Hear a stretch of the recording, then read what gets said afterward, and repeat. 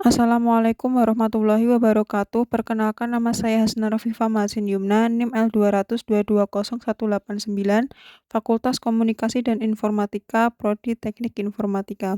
Di sini saya akan membuat video presentasi guna memenuhi lembar kerja Islam dan IPTEX. Di sini saya akan membahas bab 4, yaitu ilmu pengetahuan. Pengertian ilmu pengetahuan. Istilah ilmu merupakan terjemahan dari bahasa Inggris science berasal dari bahasa Latin, bahasa scientia. Maka ilmu dapat berarti usaha untuk mengetahui atau mempelajari sesuatu yang bersifat empiris dan melalui suatu cara tertentu. Ilmu adalah rangkaian aktivitas manusia yang rasional dan kognitif dengan berbagai metode berupa aneka prosedur dan tata langkah sehingga menghasilkan kumpulan pengetahuan yang sistematis mengenai gejala-gejala kealaman dan kemasyarakatan untuk mencapai kebenaran, memperoleh pemahaman, memberikan penjelasan ataupun melakukan penerapan. Maka sesuatu disebut dengan ilmu apabila memenuhi kriteria, yakni 1. Memiliki objek yang jelas, 2. Memiliki metode tertentu, 3. Disusun secara sistematis, 4. Memiliki tujuan. Sedangkan pengetahuan didapatkan dengan pengalaman yang kemudian disebut pengetahuan pengalaman atau pengetahuan saja. Pengetahuan yang didapatkan dari keterangan disebut ilmu. Letak perbedaan keduanya adalah pada metode. Secara garis besar, Jujun S. Surya Sumantri menggolongkan pengetahuan dalam 3 golongan, yakni 1. Pengetahuan tentang yang baik dan buruk disebut etika, 2. Pengetahuan yang indah dan yang jelek disebut estetika, 3. Pengetahuan tentang yang benar dan yang salah disebut logika. Sedangkan istilah ilmu itu sendiri berasal dari bahasa Arab ilm yang berarti pengetahuan. Kata ilm dalam bahasa Arab dapat diartikan pengetahuan tentang tanda atau ayat atau mengetahui ayat. Kata alimah yang disebutkan sebanyak 35 kali itu tersebar dalam beberapa surat. Misalnya kisah surat Al-Nur surat ke-24 ayat 41 menjelaskan semua makhluk yang ada di dalam ini sudah mengetahui alimah cara beribadah dan bertasbih kepadanya. Kata ta'lamu misalnya disebutkan dalam kisah surat Al-Baqarah surat kedua ayat 107 yang menjelaskan bahwa apa yang ada di langit dan di bumi hanyalah milik Allah semata. Kata ya'lamu salah satunya ditemukan dalam kisah surat Al-Baqarah surat kedua ayat 235 yang berintikan bahwa Allah mengetahui apa-apa yang ada dalam hati manusia. Dari sinilah sesungguhnya manusia tidak dapat lari dari pengawasan dan kendali Allah.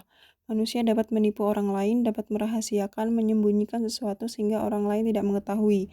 Namun jangan harap apa yang disembunyikan itu lepas dari Allah. Kata a'lamu dapat dijumpai kisah surat Al-Hadid, surat ke-57 ayat 20 yang berintikan bahwa ketahuilah kehidupan ini hanyalah sebuah panggung besar dari pementasan sandiwara yang penuh dihiasi dengan trik-trik yang membosankan. Kata alimah dijumpai antara lain dalam kisah surat Al-An'am, surat ke-6 ayat 73 dan dalam ayat dan surat yang lain menjelaskan bahwa Allah Maha Mengetahui, Maha Berilmu. Kata ulama jamak dari alim tidak banyak disebut dalam Al-Quran. Kata ini disebutkan 2 kali yang terdapat dalam kisah surat Al-Syu'ara, surat ke-26 ayat 197 dan Fatir, surat ke-35 ayat 28. Kata al-alamin tersusun dari huruf A, L, Lam, dan Mim. Susunan ini sama dengan susunan kata ilm. Al-alamin artinya bukan bagi ilmu pengetahuan, melainkan alam semesta. Kata al-alamin banyak disebutkan dalam Al-Quran yang sebelumnya diiringi dengan kata Rob, sehingga tersusun menjadi Rob al-alamin. Itu sekedar contoh-contoh ayat yang di dalamnya ada kata ilm dan kata-kata jadiannya. Dengan contoh ini semakin jelas bahwa istilah ilmu adalah istilah Qur'ani. Perintah mencari ilmu. Salah satu ciri yang membedakan Islam dengan yang lainnya adalah penekanannya terhadap masalah ilmu. Al-Quran dan Al-Sunnah mengajak kaum muslimin untuk mencari dan mendapatkan ilmu dan kearifan, serta menempatkan orang-orang yang berpengetahuan pada derajat yang tinggi.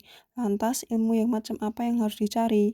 Menurut Mahdi Gulshani dalam bukunya yang berjudul The Holy Quran and the Science of Natural tahun 1986 memberikan jawaban konkret bahwa ilmu yang harus dicari atau dipelajari adalah 1. Ilmu yang dapat meningkatkan pengetahuannya akan Allah. 2. Ilmu yang efektif dapat membantu mengembangkan masyarakat Islam dan merealisasikan tujuan-tujuannya. 3. Ilmu yang dapat membimbing orang lain ke jalan yang benar. 4. Ilmu yang dapat memecahkan berbagai problem masyarakat. Klasifikasi ilmu oleh Al-Ghazali sangatlah dikotomik, apalagi sampai masih diperinci menjadi ilmu yang terpuji, ilmu yang mubah, dan ilmu yang tercela, bahkan sampai kategori wajib kifayah dan wajib ain. Maka klasifikasi tersebut ditolak oleh pakar lainnya.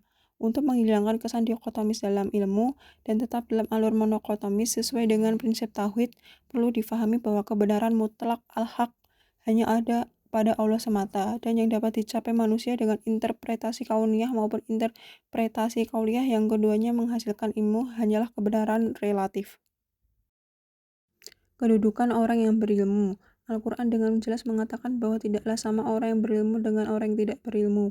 Di bawah ini adalah beberapa ayat dan hadis tentang perbedaan orang yang berilmu dengan orang yang tidak berilmu. Dikutip dari buku Samudra Hikmah Ali bin Abi Thalib oleh Latifatul Umamah dan biografi Ali bin Abi Thalib oleh Profesor Dr. Ali Muhammad As-Salabi.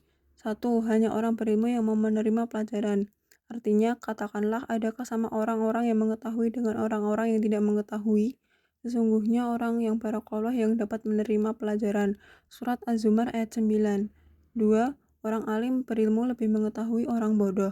Orang yang alim mengetahui orang yang bodoh karena dia dahulunya adalah orang yang bodoh. Sedangkan orang yang bodoh tidak mengetahui orang alim karena dia tidak pernah menjadi orang alim. Sayyidina Ali bin Abi Thalib radhiyallahu anhu. 3. Orang menjadi terhormat karena ilmu dan menjadi terhina karena bodoh. Ali bin Abi Thalib mengatakan dengan ilmu orang akan menjadi terhormat. Banyak orang mengaku berilmu padahal dirinya tidak pantas dengan pengakuan itu. Dan banyak orang yang merasa gembira apabila disebut dirinya sebagai orang yang berilmu. Cukuplah dengan kebodohan seseorang akan menjadi terhina. Setiap orang tak mau disebut bodoh padahal dirinya memang bodoh. Bahkan dirinya akan marah apabila dikatakan sebagai orang bodoh. Sekian video presentasi yang dapat saya tampilkan. Kurang lebihnya mohon maaf. Wassalamualaikum warahmatullahi wabarakatuh.